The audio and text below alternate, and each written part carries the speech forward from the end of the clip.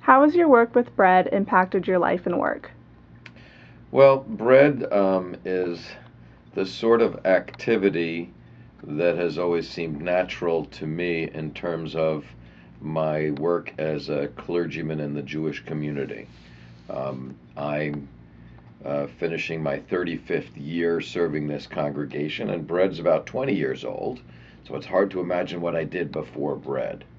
But as much as I try and lead people to connect with Jewish prayer, because as a cantor, that's my main clergy role, is as the one who is the professional prayer leader, but trains other people to do it and to connect to it and have it be a touchstone in their life, in their daily life, if possible. The question is to pray for what? What is our purpose? And it has always been important to me that it's not just about creating a relationship between ourselves and God, but rather that when we are in relationship with God or with our spiritual life, we feel an obligation, a joyful obligation to connect with the world around us. In Columbus, Ohio, the Jews are a small part of the community, a significant part of the community, but obviously the community is much larger than the Jewish world. And bread has been a great opportunity to join together with people across that world, to join hands, to march forward, occasionally backward, to affect things that are really important to make our community a just community for everyone who lives here. What is the most memorable story that you have from your involvement with bread? Now, I saw the question, but I haven't figured that one out. I have many memories of my time in bread, uh, and I'm one of the people who goes back to before bread. We spent 2 years with a bunch of clergy, which met together with two of the national organizations, the DART Network and the Gamaliel Network. And they instructed us in the theory and practice of community organizing. And then we chose to go with the DART Network. So being part of a process before we even had decided to do this is something, I still remember gathering together. I think it was at Broad Street Presbyterian Church with a bunch of 20 to 40 clergy who didn't really know each other. And I have so many really deep relationships with so many of those people since then. And so what was then the Columbus Organizing Project, or COP, eventually became bread. So one of my memories is, and this is a special Columbus thing, because what could have happened is that you could have had these two groups of people who were considering starting this kind of enterprise and saying, "Oh, we're going to build a Gamaliel program. No, we're going to build a DART program." But instead, they said, "You know what? Since we're both investigating this, let's bring this together. Let's sit together, and then let's move forward together." And that really built a stronger organization. Bread, it seems, for quite a few years has been considered to be the strongest organization in the DART network. And I think that initial decision had a lot to do with it. I also remember a lot of meetings over the years, sometimes a clergy caucus, sometimes a Nehemiah action, sometimes going on a corporate visit to introduce or discuss what bread does in the community, and to gain the view from corporations and their leadership and their investment in the work that we do. And sometimes I remember working on something that was not going to happen, or it wasn't going to happen yet. And those are some of the most exciting times, is when you have the friction that requires you to think about, do I need to push harder, or do I need to push in a different direction? How can we keep our group together moving forward to do what our community needs? Would you describe the most memorable Nehemiah action that you attended? So I think that kind of separates into maybe two actions. And I remember one was where we were trying to accomplish some things in the area of mental health. And the person who was there on behalf of Adam H. Um, couldn't or wouldn't give us a yes answer. And this is one of the great moments of tension that we have at Nehemiah Actions. We try to prepare uh, issues and questions that will lead us to yes. But we don't want the yes to be so simple that it's just politeness and we haven't moved the object along its path.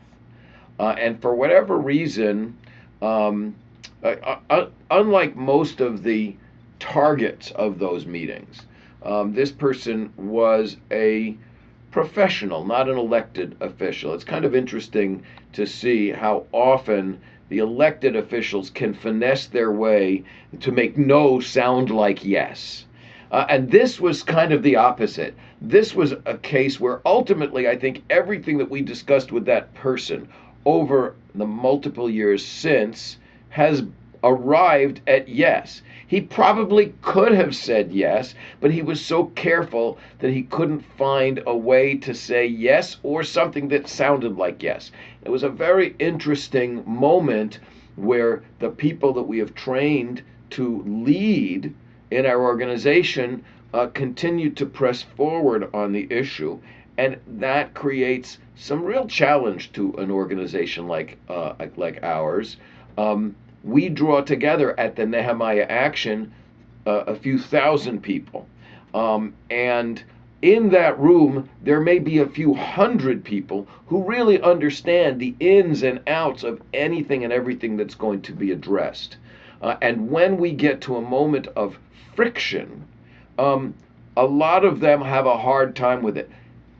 It's a room of thousands of nice people, and they get the feeling sometimes, why can't we be nicer to that person who's up in front of us?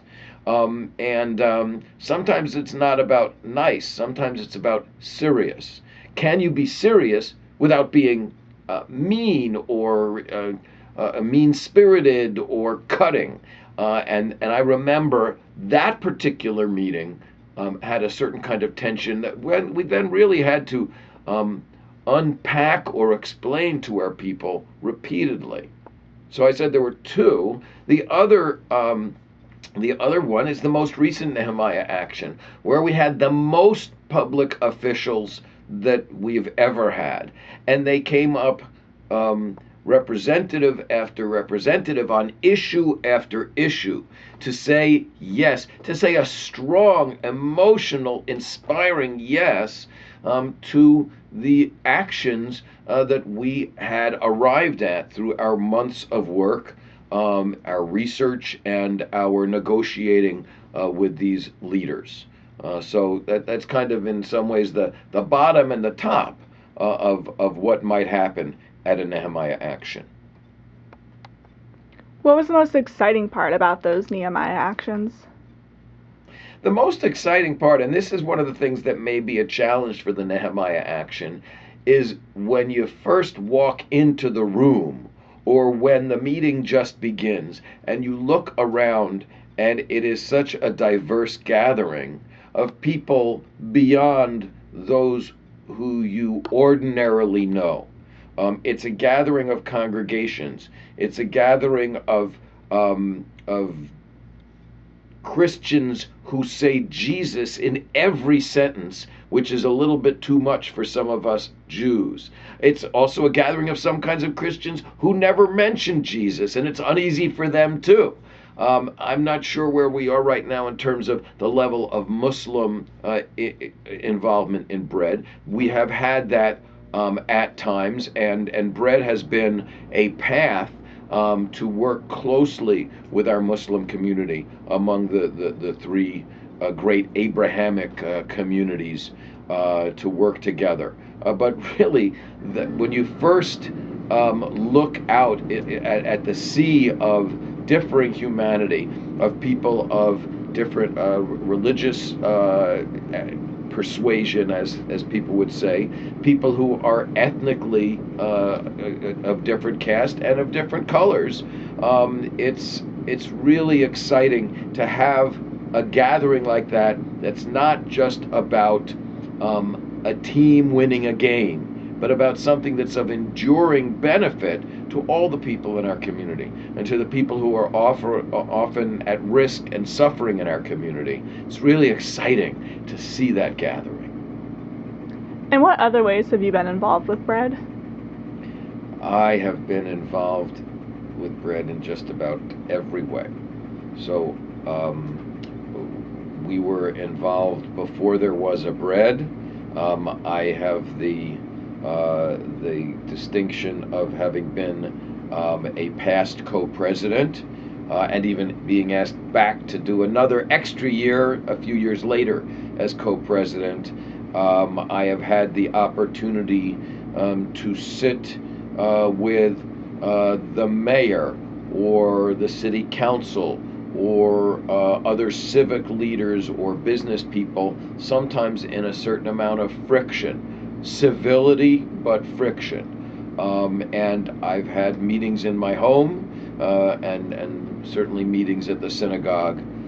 I also have had the privilege as a member of the clergy to go to Florida for the Faith Clergy Conference in February.